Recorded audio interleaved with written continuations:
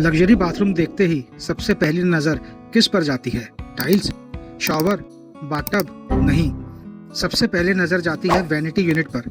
और सिर्फ इसी एक एलिमेंट की वजह से किसी बाथरूम का फर्स्ट इंप्रेशन प्रीमियम भी लग सकता है और ऑर्डिनरी भी। इस गाइड में हम समझेंगे कि लग्जरी बाथरूम कंफर्टेबल क्यों लगते हैं और कौन सी प्लानिंग उन्हें टाइमलेस बनाती है और कैसे आप अपने घर के बजट के हिसाब से प्रीमियम वैनिटी डिजाइन कर सकते हैं। तो चलिए शुरू करते हैं। Chapter 1, the foundation. Her luxury bathroom देखने में अलग हो सकता है। किसी में मार्बल यूज होता है, किसी में क्वार्ट्स, किसी में वुड फिनिश और किसी में फ्लूटेड पैनल्स। लेकिन एक चीज सब में कॉमन होती है, वो है perfect proportions. And to get the perfect proportion we have rule number 1, vanity depth. अगर वैनिटी की डेप्थ बहुत कम होगी तो बेसिन एज के बहुत पास आ जाएगा। इससे हाथ धोते वक्त पानी काउंटर टॉप से बाहर और कभी कभी सीधे आपके कपड़ों पर भी आ सकता है। अब इसको उल्टा सोचिए, डेप्थ बहुत ज्यादा कर दी, बाथरूम इंस्टेंटली छोटा फील होने लगता है, वॉकिंग स्पेस कम हो जाती है और बाथरूम क्रैम्प्ड लगता है। इंडियन होम्स के लिए 20 से 22 इंचेस की डेप्थ सबसे बैलेंस्ड मानी जाती है। अगर बाथरूम बहुत कॉम्पैक्ट है तो 18 इंचेस तक भी आप जा सकते हो, बट उससे कम बिल्कुल भी नहीं। Rule number 2, vanity width. और यहाँ भी लोग बहुत कंफ्यूज होते हैं। क्वेश्चन होता है सिंगल वैनिटी कितनी बड़ी होनी चाहिए। अगर बाथरूम बहुत कॉम्पैक्ट है तो 24 इंचेस विड्थ भी काम कर सकती है, लेकिन प्रैक्टिकल यूज के लिए 30 से 36 इंचेस सबसे कंफर्टेबल रेंज होती है। आपने देखा होगा कई बाथरूम में डबल वैनिटी भी बनाई जाती है, जिसको हम हिज एंड हर वैनिटी बोलते हैं। कंफर्टेबल डबल वैनिटी के लिए कम से कम 60 इंचेस विड्थ तो होने ही चाहिए। और बड़े बाथरूम्स के लिए डबल वैनिटी की विड्थ 72 इंचेस भी आप रख सकते हैं और दोनों वॉश बेसिन्स के बीच का जो गैप है वो 12 इंचेस होना चाहिए। अब तक हमने वैनिटी की विड्थ और डेप्थ की बात करी, लेकिन एक मेजरमेंट है जो आप हर दिन फील करते हो, वो है वैनिटी की हाइट। अगर वैनिटी बहुत नीचे होगी तो रोज हाथ धोते वक्त झुकना पड़ेगा, और अगर बहुत ऊपर होगी तो शोल्डर्स को लिफ्ट करना पड़ेगा। वैनिटी की हाइट डिपेंड करती है आप कौन सा बेसिन टाइप वैनिटी बना रहे हो। हमारे पास 2 टाइप की वैनिटी ऑप्शंस हैं, एक काउंटर टॉप वैनिटी और दूसरा अंडर काउंटर वैनिटी। वैनिटी की recommended height from floor to top होती है 34 टू 36 इंचेस, बट ये रिकमेंडेशन चेंज हो जाता है जैसे ही आप काउंटर टॉप वैनिटी बनवाते हो। इस केस में हमें बेसिन की डेप्थ को एडजस्ट करना पड़ता है और टोटल वैनिटी हाइट से। मतलब हमें अब कैबिनेट की हाइट लेनी पड़ेगी 28 टू 30 इंचेस और उसके ऊपर आएगा हमारा बेसिन जो कि होगा 4 to 6 inches in height. So total ready height it will be 34 to 36 inches. Chapter 2, the mirror. एक सही मिरर बाथरूम को बड़ा, ब्राइट और प्रीमियम दिखाता है, और एक गलत मिरर लाखों रुपए के बाथरूम को भी ऑर्डिनरी बना सकता है।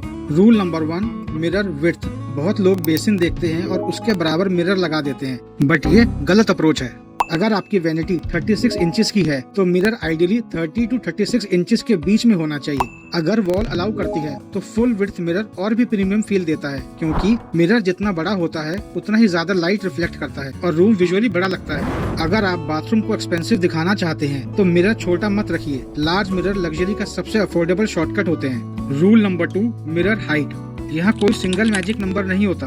मिरर की हाइट डिपेंड करती है सीलिंग हाइट से, वैनिटी साइज से और बाथरूम के ओवरऑल प्रोपोर्शन पर। लेकिन इंडियन होम्स के लिए 30 से 40 इंचेस हाइट मोस्ट वैनिटीज के साथ बैलेंस्ड लगती है। अगर सीलिंग ज्यादा हाई हो तो मिरर को वर्टिकली एक्सटेंड करना रूम को और एलिगेंट बनाता है। Rule number 5, mirror shape. अब सवाल ये आता है, राउंड मिरर या रेक्टेंगुलर मिरर। अगर बाथरूम मॉडर्न है तो रेक्टेंगुलर मिरर टाइमलेस चॉइस है। अगर सॉफ्ट और बुटीक होटल जैसा लुक चाहिए तो राउंड या आर्च मिरर बहुत अच्छा ऑप्शन है। लेकिन एक बात याद रखिए, मिरर शेप से पहले उसका प्रोपोर्शन सही होना चाहिए। एक परफेक्टली साइज मिरर गलत साइज के डिजाइनर मिरर से हमेशा बेटर लगेगा। Rule number 6, backlight mirror.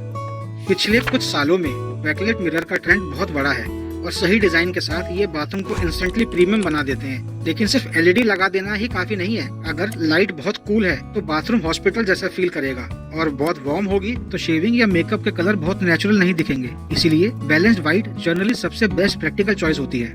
Chapter 4, choosing the right basin. हर दिन सुबह उठते ही और रोज रात को सोने से पहले सबसे ज्यादा इंटरेक्शन इसी के साथ होता है। इसलिए बेसिन सिर्फ देखने में अच्छा नहीं होना चाहिए, उसका प्रैक्टिकल होना उससे भी ज्यादा जरूरी है। Type 1, counter top basin. ये शायद आज के टाइम का सबसे पॉपुलर ऑप्शन है और इसका रीजन भी क्लियर है। Counter top basin instantly luxury feel देता है। इसी वजह से होटल, प्रीमियम अपार्टमेंट्स और मॉडर्न होम्स में इसका यूज बहुत देखने को मिलता है। Type 2, under counter basin. ये बेसिन काउंटर टॉप के नीचे इंस्टॉल किया जाता है और इसी वजह से काउंटर टॉप कम्प्लीटली क्लीन और सिग्नलेस दिखता है। Type 3, integrated basin. ये बेसिन और काउंटरटॉप एक ही पीस में बनते हैं, कोई विजिबल जॉइंट नहीं होता, कोई सेपरेट एज नहीं होता और इसी वजह से ये सबसे क्लीन लुकिंग ऑप्शंस में से एक है। लग्जरी विलास, मॉडर्न होटल्स और प्रीमियम डिजाइनर होम्स में इंटीग्रेटेड बेसिन का ट्रेंड बहुत फास्ट ग्रो कर रहा है। टाइप 4 वॉल माउंटेड बेसिन, ये ऑप्शन उन बाथरूम के लिए बेस्ट है जहाँ पे स्पेस बहुत लिमिटेड है, जैसे गेस्ट रूम्स, पाउडर रूम या वेरी कॉम्पैक्ट अपार्टमेंट्स। इसके बाद आता है हमारा बेसिन शेप्स। इसमें आपको 4 शेप्स अवेलेबल होती हैं, जैसे Oval, rectangle,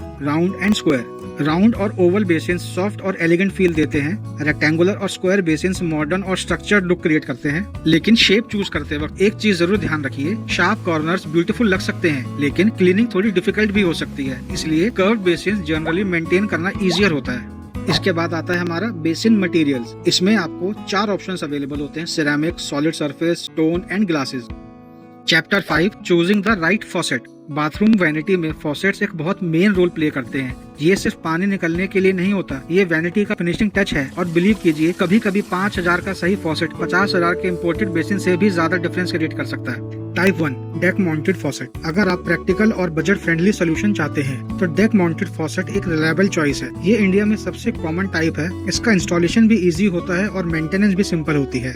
type 2 tall body faucet. Counter top basin के साथ नॉर्मल फॉसेट काम नहीं करेगा क्योंकि बेसिन कैबिनेट के ऊपर रखा हुआ होता है, इसलिए यहाँ generally tall body faucet use किया जाता है। ये बेसिन की हाइट को कंफर्टेबली कवर करता है और इसे यूज करना भी कन्वीनियंट होता है। Type 3 wall mounted faucet. अगर आप एक मॉडर्न, मिनिमल और लग्जरी बाथरूम बनाना चाहते हैं तो वॉल माउंटेड फॉसेट एक एक्सीलेंट ऑप्शन है। ये काउंटर टॉप को क्लीन रखता है और वैनिटी और भी एलिगेंट लगती है। Type 4 sensor faucet. Sensor faucet पहले सिर्फ कमर्शियल स्पेसेस में दिखते थे, लेकिन अब प्रीमियम होम्स में भी ये यूज होने लगे हैं। ये हाइजीनिक होते हैं और वाटर वेस्टेज भी कम करते हैं। और एक बात जरूर ध्यान में रखना, फॉसेट का स्ट्रीम हमेशा बेसिन के सेंटर के पास ही लैंड करना चाहिए। ये छोटा सा डिटेल ही डिसाइड करता है कि रोज हाथ धोते वक्त पानी बेसिन के अंदर रहेगा या पूरे काउंटर टॉप पे। नेक्स्ट आता है हमारा चूजिंग द राइट फिनिश। ये सिर्फ कलर चूज करने की बात नहीं है, हर फिनिश का अपना मेंटेनेंस और विजुअल इम्पैक्ट होता है। सबसे पहले क्रोम फिनिश। ये फिनिश सबसे टाइमलेस और बजट फ्रेंडली होती है, हर डिजाइन के साथ मैच हो जाता है, लेकिन इस फिनिश के अंदर वाटर स्पॉट्स बहुत ज्यादा विजिबल होते हैं।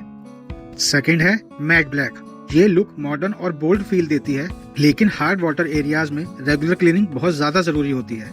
थर्ड है ब्रश्ड गोल्ड। ये फिनिश आपको वार्म, लग्जरी और प्रीमियम होटल फील तो जरूर देती है एंड गोल्ड फॉसेट्स पे फिंगरप्रिंट्स कंपैरेटिवली कम दिखाई देते हैं। Chapter 6 choosing the right countertop material. एक लग्जरी वैनिटी की पहचान सिर्फ उसका बेसिन या मिरर नहीं होता, एक काउंटरटॉप भी उतना ही इम्पोर्टेंट होता है। Option 1 quartz. अगर आज मुझे किसी एक मटेरियल की रिकमेंडेशन देनी हो जो लग्जरी भी लगे, ड्यूरेबल भी हो और मेंटेनेंस भी कम मांगे, तो वो होगा क्वार्ट्स। इसकी बिगेस्ट स्ट्रेंथ है कंसिस्टेंसी। इसमें नेचुरल स्टोन की तरह रैंडम पोर्स नहीं होते, इसलिए स्टेन्स और मॉइस्चर का रिस्क कंपैरेटिवली कम होता है। डेली क्लीनिंग भी इजी रहती है।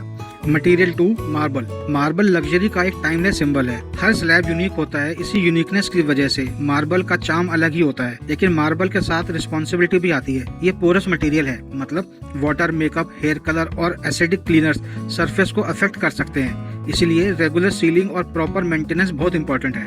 Material 3 granite. ग्रेनाइट सालों से इंडियन होम्स में यूज होता आ रहा है और इसका सबसे बड़ा रीजन है स्ट्रेंथ। ये हार्ड है, ड्यूरेबल है और डेली वेयर एंड टियर को बहुत अच्छी तरह से हैंडल करता है। Material 4 solid surface. Solid surface का सबसे बड़ा एडवांटेज है सीमलेस फैब्रिकेशन। इसी मटेरियल में इंटीग्रेटेड बेसिन भी बन सकता है। कोई विजिबल जॉइंट्स नहीं, कोई शार्प एजेस नहीं। मॉडर्न मिनिमल बाथरूम्स के लिए ये एक्सीलेंट ऑप्शन है।